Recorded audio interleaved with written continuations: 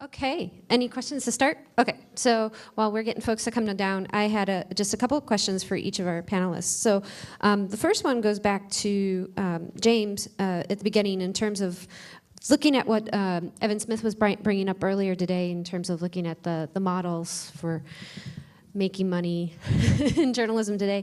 I mean, he was saying that, you know, foundations now are giving money to organizations, of course, to help them get going. But he was also talking about this being the beginning. So do you see this as in terms of where we are right now internationally, as a beginning or as an ending in terms of how are they going to be sustainable and where they can get those funds from? I think he's realistic in saying that it's a long-term thing, it's a long-term play, but that means that all the foundations have to change the way that they think about this.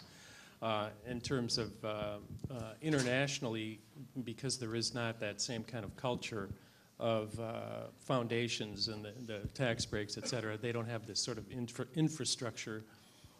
So I think that you'll see more of a kind of what I was describing as a kind of a relationship model, which does work in places like Spain and Holland and Malaysia, where the journalists focus on going deep and just taking advantage of a small percentage of the audience who's really engaged, and to focus on that small percentage, which seems to be what was working also for the New York Times with their digital, that they're getting most of their money, I think, from a very small percentage.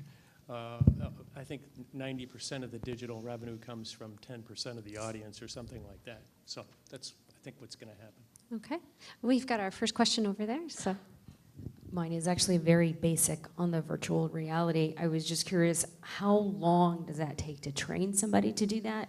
And how long does it take to actually do it? Okay, so... Could I, Len, just follow up and then we can sit down? Because my question was, how would you decide whether the investment of time and energy is worth it for a particular story? Is it based on who you're trying to reach in terms of the audience, or is it based on telling the story effectively? How do you make the decision to use this set of tools? Okay, I think the story is going to dictate it, and your audience.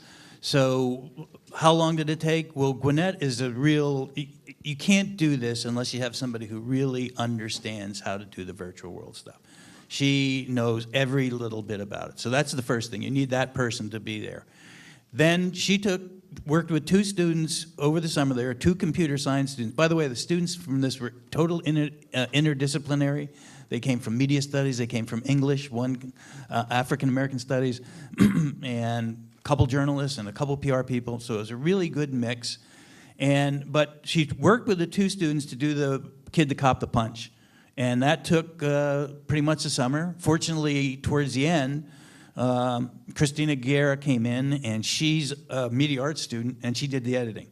And so it's just like making a real movie, actually. If you think, I want to go do a video about a story, you can do the same thing on this, because it's similar kind of camera work, similar kind of editing. It's happening in-world, but you have to kind of construct the in-world thing.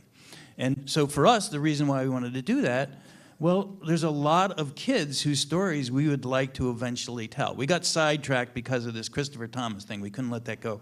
But the original plan was to bring young kids in and keep them anonymous, but tell their story, let them tell their story, and then act the story out just exactly if it happened, if they'd been in solitary confinement or, were pushed out of the house or whatever it is. We could show that 100%. And so the more adept you get at it, the faster you can be. But Gwenette, are you around now or not? Yes, I'm here. So can you hear me? what do you think in terms of time? Can you hear my voice? Perfectly. Okay. I'd like to say that the basic set of skills that you need to do this type of development, you don't need to learn how to build, because as I mentioned, there's lots of free Creative Commons assets online that you can upload into the world very easily.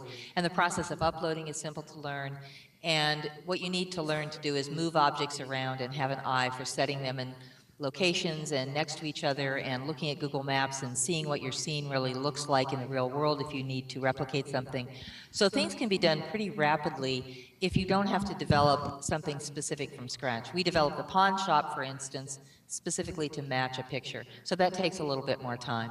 But that building, for instance, that you saw in The Kid, the Cop, the Punch, where the kids stole the stuff, to do that exterior and interior and the little bit of area around it, because that was a single scene that wasn't immersed in a whole block of development, that probably took maybe 10 hours of actual time once you know what you're doing and you're building.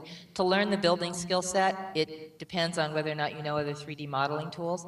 But believe me, it's not hard to master. I came to it a complete novice to 3D modeling, and I was just so enraptured by it as an artist that I taught myself, and there's lots of really good tutorials to learn how to build. But the project, whether a story is suitable or not, I think what Len wants to do, telling stories where anonymity is important, I think it's perfect for that, because the kids themselves or your primary characters themselves can help direct the story. You could even use their voices with some voice modification, but they can actually help you develop the set that's going to tell their story, and I think that's significantly important. And there's for realism. there's two other things too that you should be thinking about. One is cost. So Gwenette is like total open source person. So she used OpenSim. And to produce this thing in terms of equipment and all, it's very, very cheap. You know, you just need a decent computer, and you can start doing that. You can't do that with most of the other things in virtual world. It's going to cost you $50, $60, $70, $100,000 to get started. This thing, the equipment was not an obstacle. It was very inexpensive. So that's the one thing to kind of keep in mind, that you can do this, relatively cheaply. Thank you, Gwenette and Leonard. So Susan, I had a question for you in terms of digital security. You were talking about next steps and looking at how we can move forward of removing this aspect of digital ops security through obscurity. So what would be a way in which digital security training could be done in a newsroom and in the classroom in higher ed?